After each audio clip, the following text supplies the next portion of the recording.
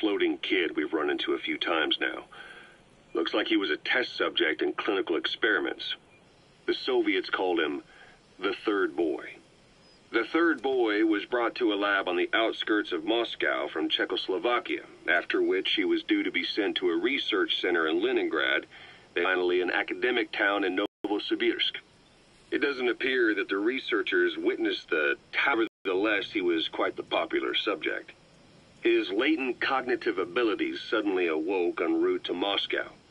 According to the report, the third boy was easily influenced by other individuals' biofields.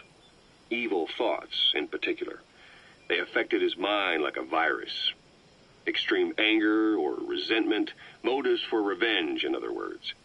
Now, during the transport flight to Moscow, the boy was exposed to a powerful mental energy field coming from a certain individual.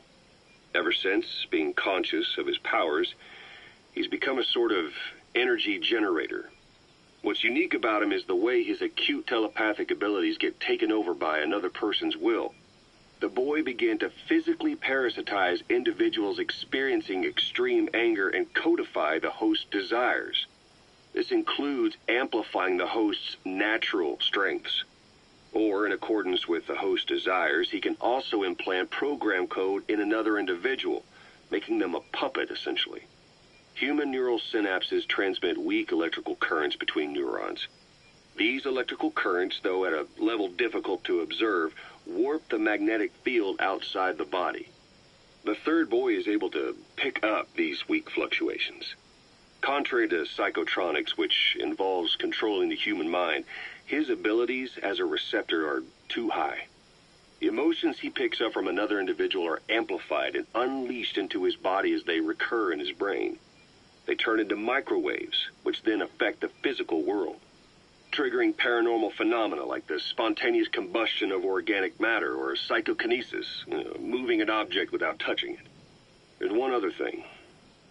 While he's parasitizing a host, the boy's ego gets shut away, allowing the will of the host to take control of his powers, like some annoying static drowning out your own voice. That means he isn't responsible for what's been happening. Somebody's extreme anger has manifested through the third boy's powers in ways none of us could have predicted, which would mean this was going on somewhere around us. Looking back on it, a lot of things make sense now. The man on fire, Sahelanthropus, they both came to life thanks to the third boy's powers. Everything has been happening through him as a catalyst. We first saw him in the hospital on Cyprus. The boy parasitizing the man on fire's desire for revenge gave him his new abilities in return. He next appeared at the Hamid Fighters Fort where the honeybee was hidden. There, the boy parasitized Skullface's vengeful mind. He controlled Sahelanthropus, making it do whatever Skullface wanted. Same goes for when we extracted Emmerich onto the chopper. When he appeared at the Devil's House in Central Africa, Skullface's will controlled the man on fire via the third boy's powers. Everything is clear up to this point. But even the informant couldn't pinpoint who the host was in the cave within Serac power plant. Sahelanthropus suddenly became active, then crushed not only the man on fire, but Skullface as well. Surely neither of them could have been the host. Who else was at that location and bore anger more extreme than either of them? Whose will was controlling Sahelanthropus? According to the report, emotions transmitted in children's brains affect the surrounding magnetic field more strongly. Cerebral nerves are covered with insulation called myelin sheaths to increase impulse speed. The reason for this leakage has to do with the fact that children's myelin sheaths are still developing. So, how many children do you remember being there? Children with a burning desire for revenge and bearing a grudge against you. I can think of only one. Eli. We don't know what kind of life he's had, but the resentment he's shown toward adults is nothing short of extraordinary. The third boy resonated with Eli's mind. And that means Eli bore the strongest animosity of all individuals within the boy's reception range, estimated to be a 3-mile radius, beating out even Volgan and Skullface. The third boy has probably remained hooked on Eli's anger since. You remember at the Devil's House, the third boy showed an interest in Shabani? That must have been his ego making a rare appearance. He may possess abilities far beyond anyone else in the world, but he's still a kid. Maybe them both being kids was enough to bring them together. And if so, maybe with Eli, he isn't feeding off him, but acting in symbiosis with him. So what kick-started the third boy's powers? If we look at the location and time that his plane went down, we can make a pretty good guess.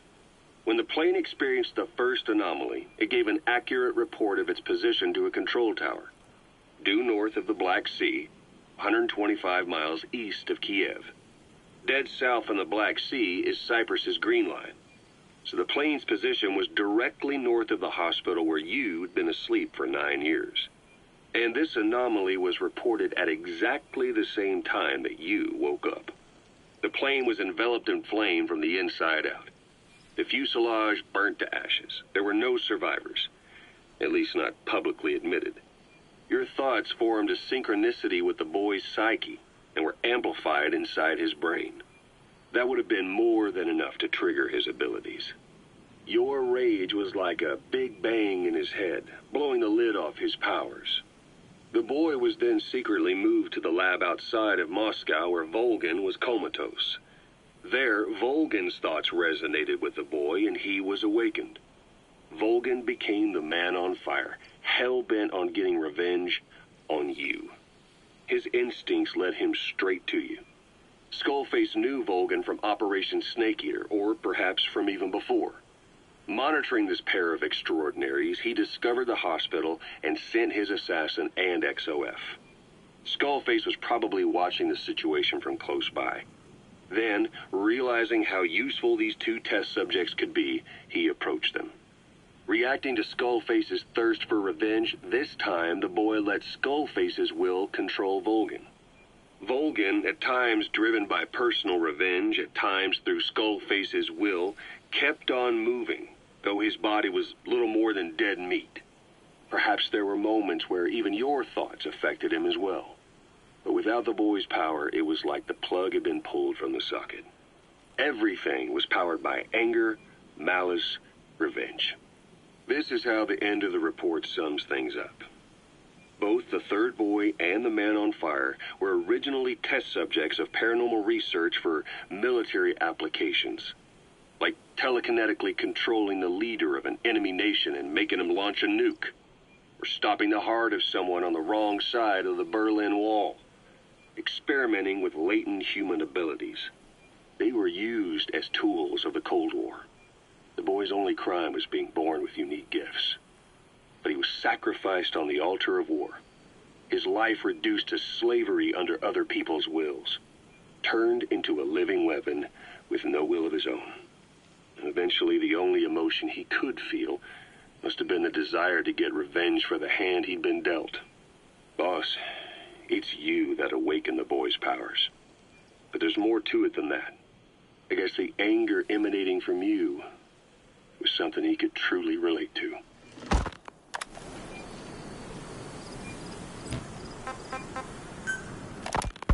Feeling hungry, old-timer? Old-timer? I do not get hungry, no. But you have a new hamburger? You guessed it. And this time we used lamb. Lamb? You're not a lamb kind of guy? A hamburger is made of beef. Who ever heard of a hamburger without beef?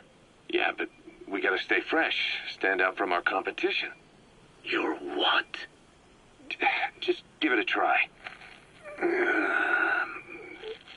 If you say so.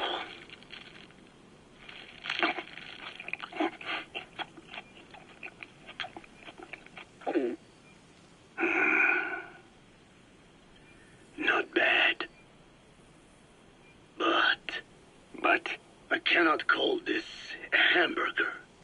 I thought we were... Maybe the problem is that it looks like a regular hamburger. Gotta think outside the box. Too much baggage if they come in expecting just another... Let's see. Cotton candy?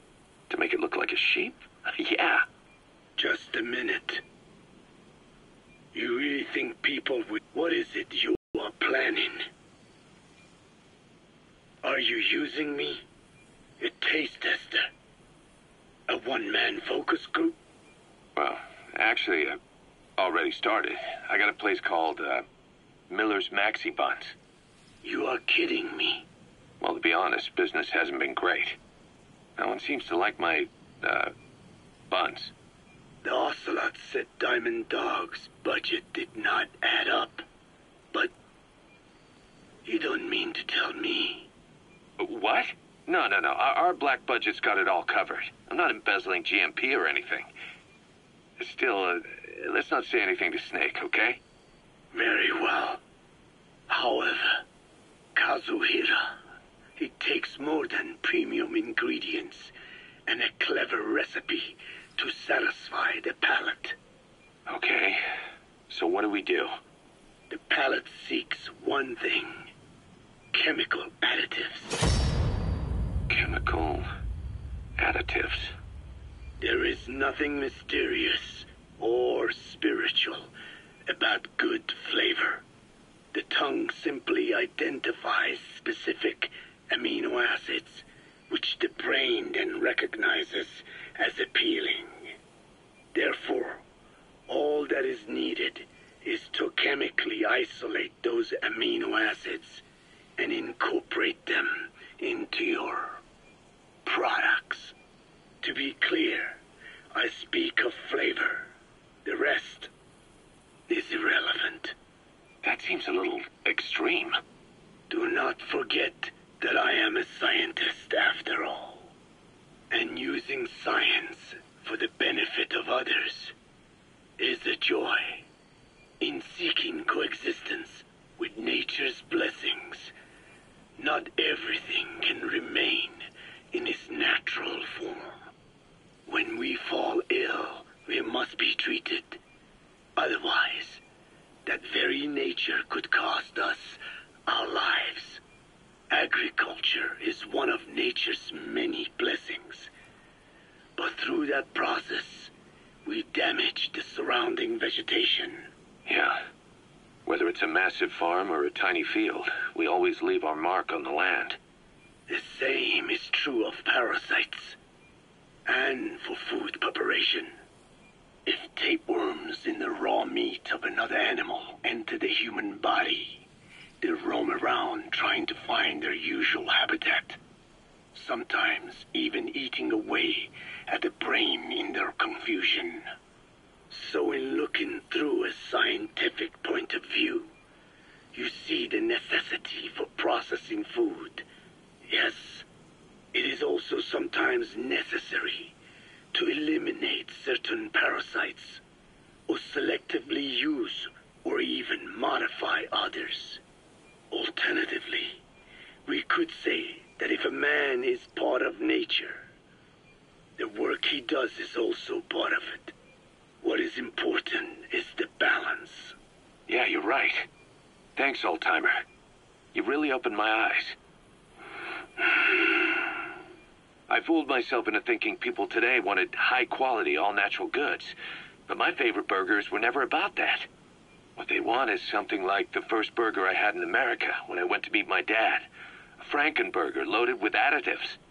That's the America I knew and loved. I'll be back in a jiffy, old-timer. My next burger's gonna knock your socks off. Kazuhira, wait. What is important is how we balance the... quick for a one-liner.